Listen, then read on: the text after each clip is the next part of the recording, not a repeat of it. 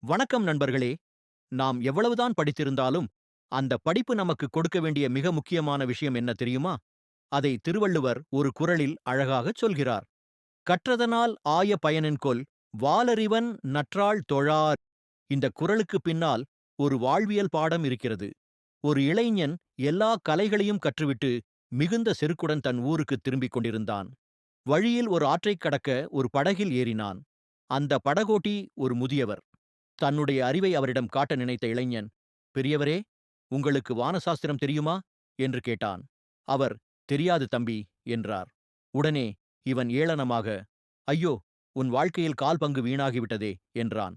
அடுத்து, "உங்களுக்கு இலக்கணம் தெரியுமா?" என்று கேட்டான். அவர் தெரியாது என்றதும், "உன் வாழ்க்கையில் பாதி வீணாகிவிட்டது" எனச் சிரித்தான். திடீரென ஆற்றில் வெள்ளம் வர படகு தள்ளாடத் தொடங்கியது. இப்போது அந்த முதியவர் அமைதியாக கேட்டார், "தம்பி, உனக்கு நீச்சல் தெரியுமா?" இளைஞன் பயத்தில் நடுங்கியபடி, "ஐயோ தெரியாதே" என்றான். முதியவர் சொன்னார், "உனக்கு வானசாஸ்திரம் தெரிந்திருக்கலாம், இலக்கணம் தெரிந்திருக்கலாம். ஆனால் உயிர் காக்கும் நீச்சல் தெரியாவிட்டால் இப்போது உன் முழு வாழ்க்கையுமே வீணாகப் போகிறது." பின் அந்த முதியவரே அந்த இளைஞனை காப்பாற்றி கரையில் சேர்த்தார். தான் கற்ற கல்வி தனக்கு உயிர் காக்க உதவவில்லை என்பதையும், அந்த முதியவரிடம் இருந்த அனுபவ அறிவும் பணிவும் தன்னிடம் இல்லை என்பதையும் அவன் உணர்ந்தான். நாமும் எவ்வளவு பெரிய படிப்பை படித்திருந்தாலும், அந்த தூய அறிவு வடிவமான இறைவனின் திருவடிகளை பணிந்து நம் அகந்தையை நீக்கவில்லை என்றால், நாம் கற்ற கல்வியால் எந்த பயனும் இல்லை. பணிவே கல்வியின் சிறந்த அடையாளம்.